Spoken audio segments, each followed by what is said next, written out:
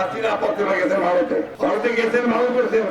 এইখানকার যারা আপনার সমর্থক, যারা আপনার কর্মী পার্টি, তাদেরকে বিপদে পড়াইছেন কেন?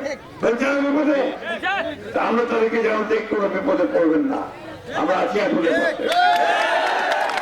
আমরা যারা অন্যায় করছে তাদের শাস্তি হবে, যারা অন্যায় করেনি তাদের কোনো শাস্তি হয়নি। আমরা কোনো শাস্তি ওদেরকে বানাবো না।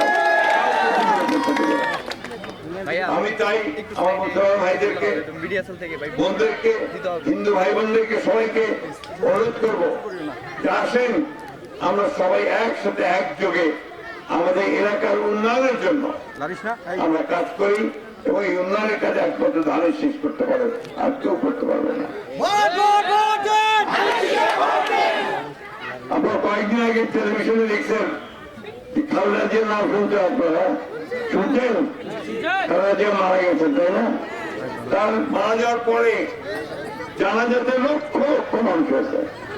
গোটা ঢাকা শহরে মানুষ আর মানুষ সবাই জানাজা করছে আর কাঁদছে। গোটা আমাদের মা চলে গেল। তখন একটা আপনার মানুষ কখন কাঁদে, যত আপন জনটা চলে যায়, তাই না? খালেদা জিয়া এরকম আমাদের আপন জন ছিল। কেন? ওই খুব পরিষ্কার করে বলছিলেন, তাকে যখন ওই আগের সরকারটা বলছে যে তুমি 5 বার যদি দেশ ছেড়ে চলে যাও, সে পরিষ্কার করে বলছিলেন উনি, আমাকে যদি তুমি মেরেও ফেলো, জেনে দাও, তাও এই দেশ ছেড়ে আমি কোথাও যাব না। সেই খালেদা জিয়ার সৈনিক আমরা সেই জিয়ার সৈনিক যিনি এই দেশটাকে স্বাধীন করছিলেন।